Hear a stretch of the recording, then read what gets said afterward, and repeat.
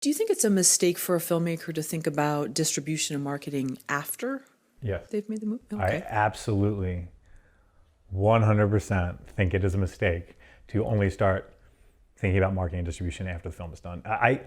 And again, I'm going to say more things that are going to piss people off, is I really think the film schools have it all wrong. And, I mentioned that guy that I spoke with recently who I just didn't feel like I would get along with. And he's one of these guys that like just doing it for the passion. And then I explained to him, there's a reason we call it show business and not show. And I stole that from Peter Guber, by the way, who was one of my professors at UCLA, and he used to say this. It's not show, it's show business. If you just want to go out and make a piece of art for yourself and you have the money to blow, go ahead. But that doesn't mean you're going to be part of the entertainment industry. That doesn't mean you're going to be part of the film business.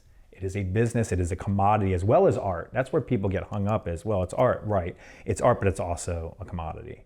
And the people sacrifice one for the other. And I read an article the other, maybe it was a couple months ago, that just, oh my God, my head, I was like a cartoon. My head was like, I was so annoyed with this article. It just started with, okay, now you've finished your film. Now it's time to start thinking about distribution. I'm like, no, it's not. I was starting to start thinking about distribution ages ago. Like, from the script stage, you should have been thinking about distribution.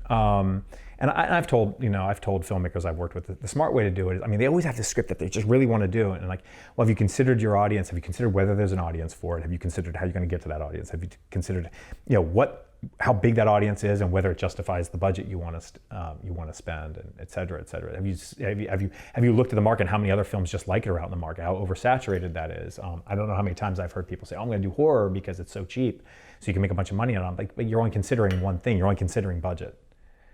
You're not considering drawbacks of horror, like the fact that when you go to AFM, there's 18 other films with posters on the wall that look exactly like yours, all competing for that same shelf space or that same distributor who only has a budget to acquire so many films. You're not considering the fact that a lot of name talent doesn't like to do horror, which I was up against on my latest film, The Basement. It was tough. Even casting directors know that, and a lot of casting directors don't want to touch horror because they know a lot of name actors just avoid horror movies. Which is why so many times you see horror movies with most of the time with like nobody in it that you really recognize, unless there's like really smart, different sort of horror. Maybe you see some people take a chance on it, but they're not necessarily looking at it like a business. I tell people there's no other industry in which you would spend millions and millions and millions of dollars like on R&D and developing like widgets and mass producing widgets. I'm going to set up a big manufacturing space, big warehouse. I'm going to make widgets, and I've got this whole staff of people boxing up widgets. And then when I'm done, I have this huge warehouse of widgets, and I'm like, all right, now let me figure out how I can sell these. You identify a need in the market, like, hey, people are renting or buying these kind of movies, and there's definitely an opportunity here. And I have a great story I think I can tell within that, and consulting with distributors and sales agents who know the marketplace.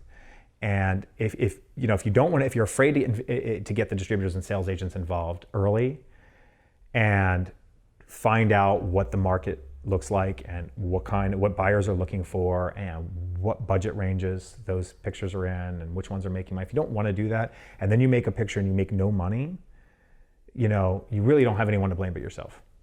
It's absolutely the end use and the marketing, the distribution and publicity, festivals, you should be looking at that from the beginning, from inception of your story.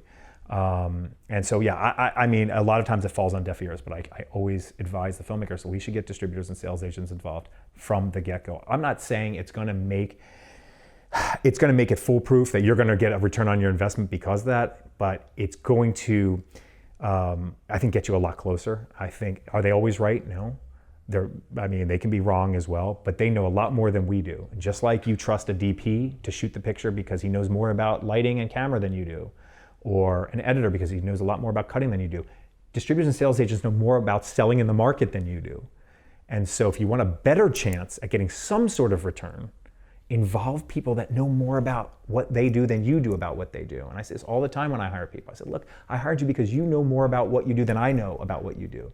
So I'm going to tell you the result I want. I'm going to tell you when I want it by. I'm going to tell you what resources I'm going to give you to get me that result. And if you say, yep, I can do it, I'm going to say, great, go do it then. And I'm here to support you. You tell me, hey, I need you to do this or that. As long as it's within those parameters, done. If there's a problem, we'll fix it, and we'll make sure it doesn't happen again. So, trust but verify. But I don't stand over their shoulders, making sure I hired you because this is what you do and you're better at it than I am.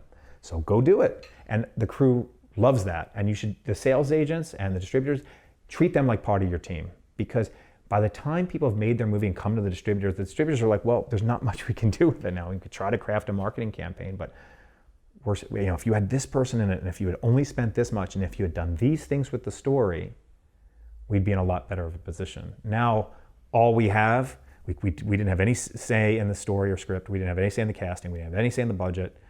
Now all we have is the marketing campaign, but we're stuck with the movie we have. There's not much we can do with it now. So I am absolutely a fan of people getting distributors and sales agents, or talking to them, producers, reps, whoever you can that knows the marketplace, get them involved as early as possible.